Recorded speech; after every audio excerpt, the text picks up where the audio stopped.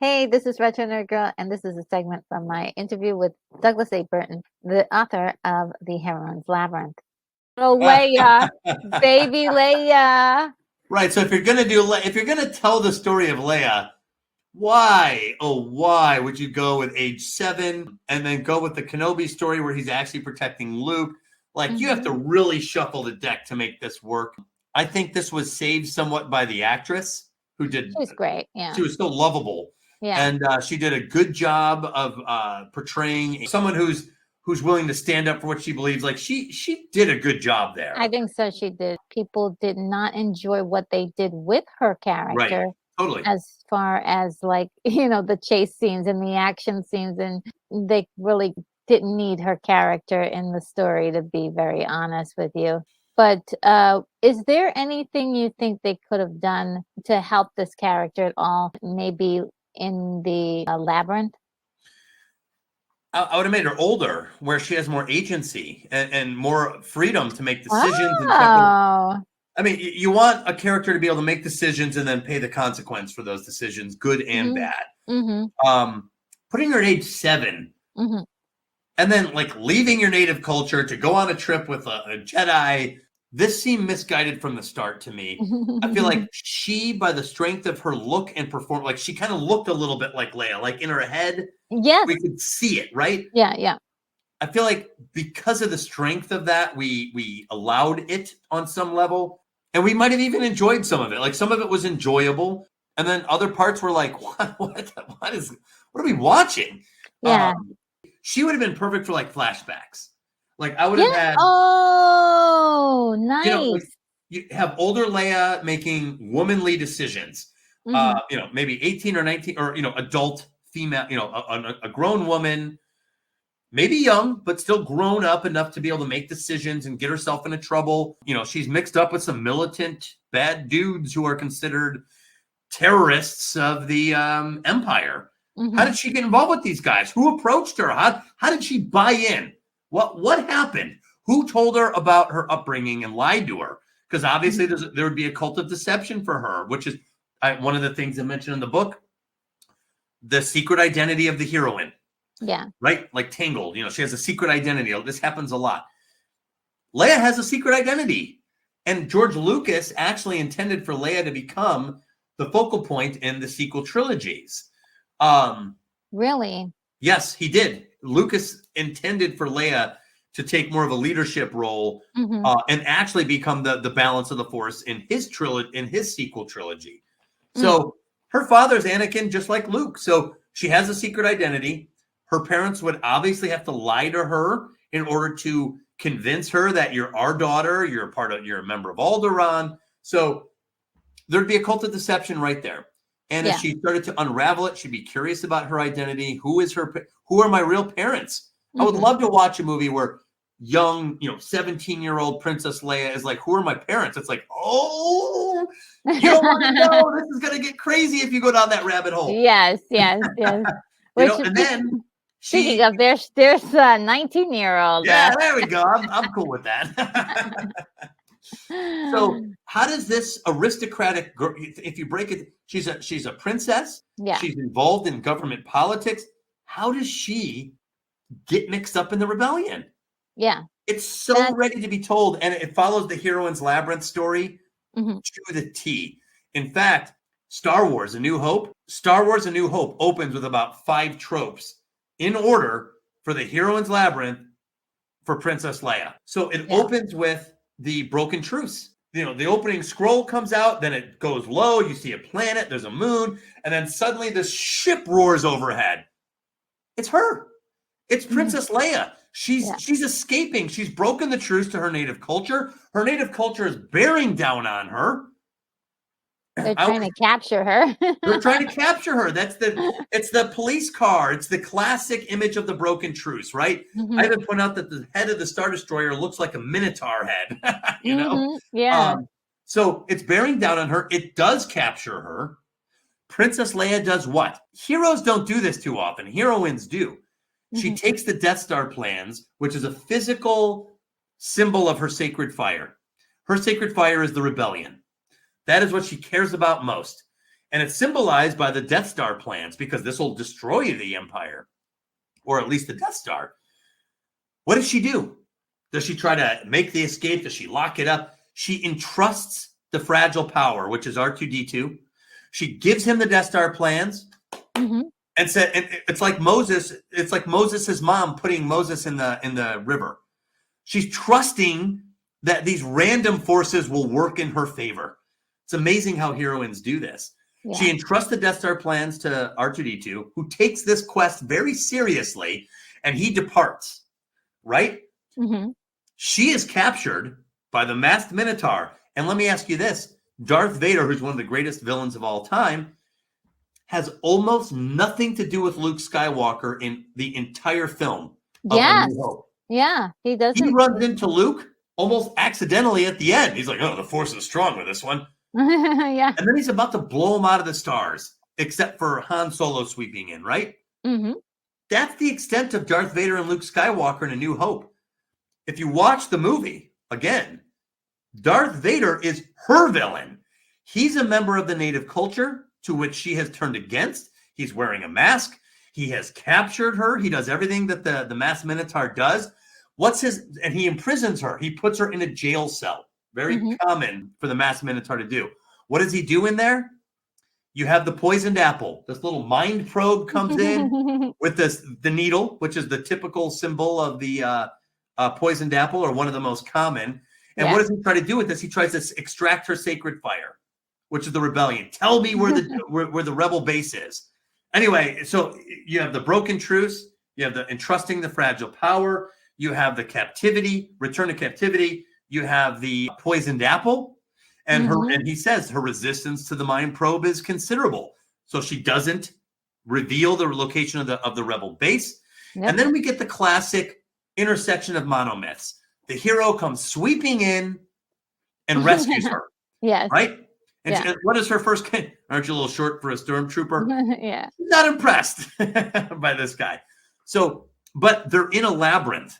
The Death Star is a labyrinth. It's very clear. The imagery is no doubt.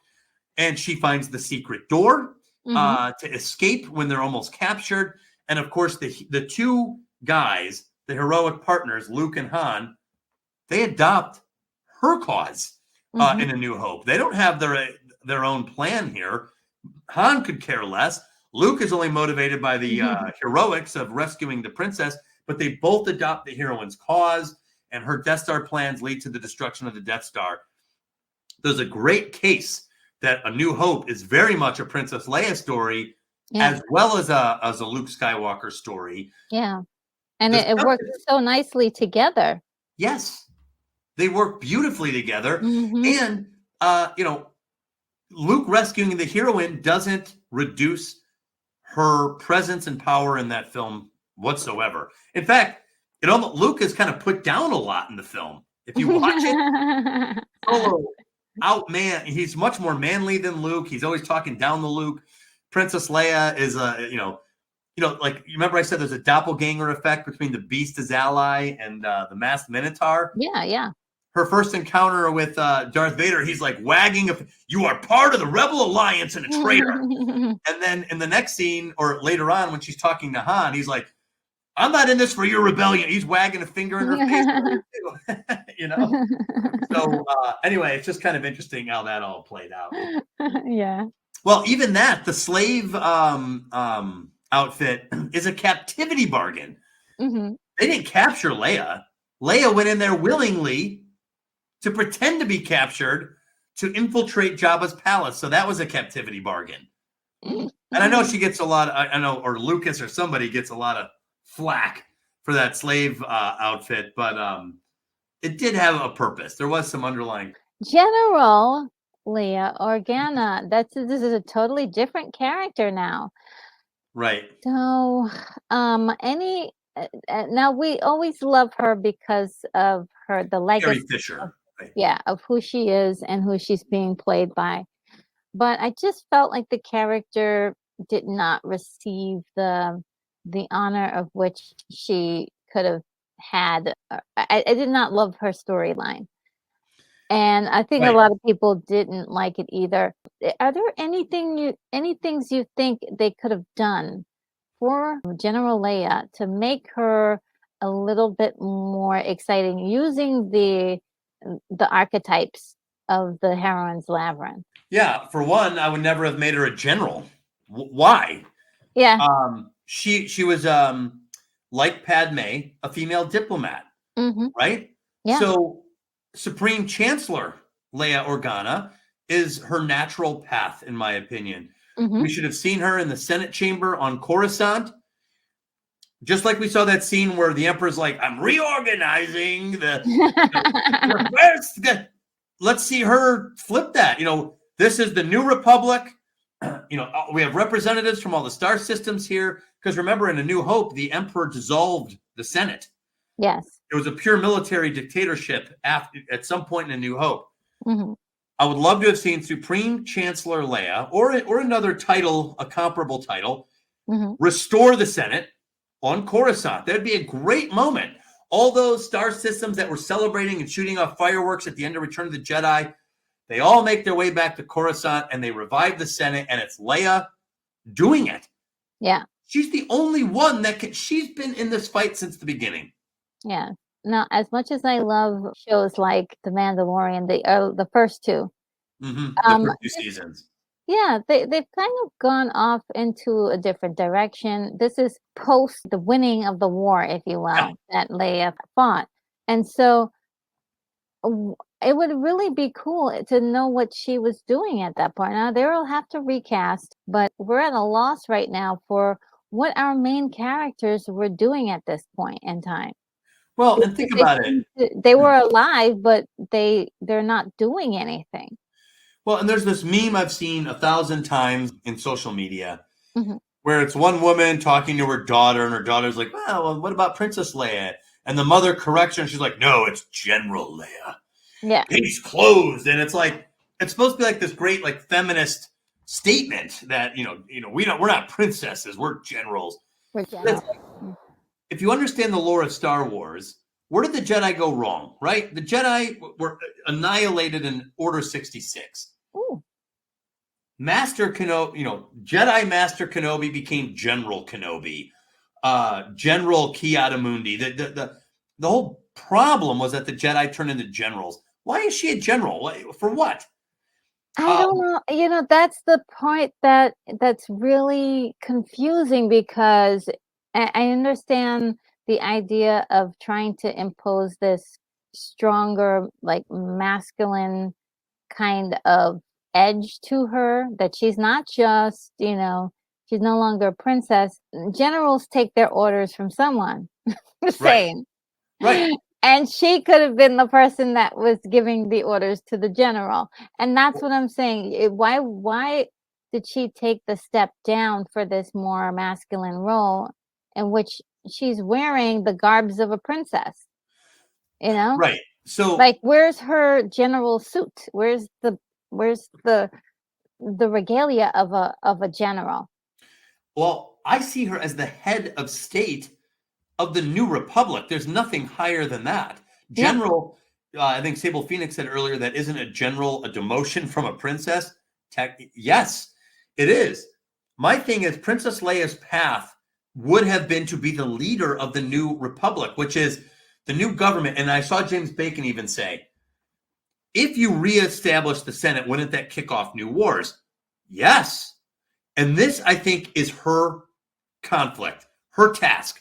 How do you reassemble the good government and not turn into the empire? So James says reestablishing the Senate at that point would likely have kicked off new wars. You want me to join a new galactic governing body so that this empire can happen all over again? I'm noping out. Like, I'm out of here. Mm-hmm. Correct. Some systems there would have definitely been a cross section of systems that said that, right? They actually did in The Mandalorian. They kind of talked about those situations. Okay. Well, but it makes sense that there would be a strong suspicion of central government at that point, just like it was in the American Revolution. Any centralization efforts on the early American government were strongly rejected by the colonies. on the grounds that, hey, I thought we just said we're not doing central government, guys. Now you want to create a central bank and do all these. So, absolutely, you would have some suspicion of large centralized government. However, we also knew that this was a good idea until evil forces, hijacked it for their own purposes. Yeah. I think Leia's task as the head of state in the New Republic is to solve that problem. How do you create a good, large-scale government that serves all of the government without being a large military dictatorship? How do you stop that from happening again? She is a female diplomat. She can do this. Yes, she can. And the whole point of her getting all the training that she has as a princess on Alderaan with her family there was to learn this stuff, to learn how to be a diplomat. And like, what happened? Like, what happened to our character? Right. Well, if she said, I have fought against military dictatorship all my life, that's a true statement. Yeah. She can deliver that statement to the Senate or or to the galaxy. I assure you, like a Bill of Rights. Here's what I will never do. Right? Yeah. Yeah. In my opinion, she should have been the head of state of the New Republic. We should have seen her on Coruscant attempting to patch together a new government. Yeah. Designed to serve the needs of the galaxy. Yeah. That's her task, as far as I'm concerned. That is where her path leads. She's earned this path. And as the head of state, who's going to argue with Princess Leia? Nobody. No one's going to argue with that. Yeah. Making her a general of the so-called resistance, which doesn't make sense, because if they just beat the Empire, why are they still the resistance? It was very confusing. So I don't think they, again, similar to WandaVision, where they didn't answer their own questions enough to deliver a sensible story. Is the New Republic on top and in control of the galaxy, and the bad guys are the insurgent evil trying to creep back in and regain power, or are these guys still the little guy fighting the galactic empire? Yeah, that doesn't make sense. Otherwise, what did they do in the original trilogy? It doesn't make sense that they're still the little guy. They should be the big guy. And the question is, now that you're the big guy, how do you handle power, and how are you better than the Empire? And that falls to Leia. Yeah. And I think all of us would have sat by and watched her try to solve this, because she's a heroine. Yeah. She's a female diplomat. She's up for this. She's willing to solve this problem at the cost of her life. Let us see her do this. No one's going to argue. We're with her. Yeah. We're with Leia. Whatever she does, even if she fails and falls into setbacks, which she would, we're willing to stick it out with her to see where she goes with the New Republic. They made her all alone. Like, yeah, where are her heroic partners? Why did Han leave her? Yeah, Han left. Luke left. Like, so she's there by herself holding down everything. And it was just sad in a way, and pathetic. And it was just sad to see her in that position. I mean, was surrounded by strangers, and even Holdo was supposed to be, the general in a prom dress with pink hair. They did disempower her. Again, this is where I don't think they're trying to create heroines as if ordering them off the menu. They're like, I want a heroine who doesn't need a man, because we think that sends the message that women need men. Yeah. And that used to be a good argument when that was absolutely portrayed. Showing men and women getting along and working together because they hammer out the details so that each of them are both individuals and a member of a team. That's fine. You could do that. Han did not undermine Luke's sovereignty when he shot Vader at the end of A New Hope. So I really don't think that that's an issue. I think that Han and Leia and Luke have earned the right to work together in this new sequel. And one of the problems was they tried to create an artificial heroine. Yes. And as a result, they created something that doesn't resonate with anybody. I really don't think the majority of people would have had a problem with Leia turning to Han and being like, what do you think? and Han saying, I don't know, I think this, and having her be like, I'm going to do this. She heard his counsel. She heard this guy's counsel. She heard her counsel. She heard her other friends' counsel. And now Leia's going to make the call. Yeah. There's nothing wrong with that.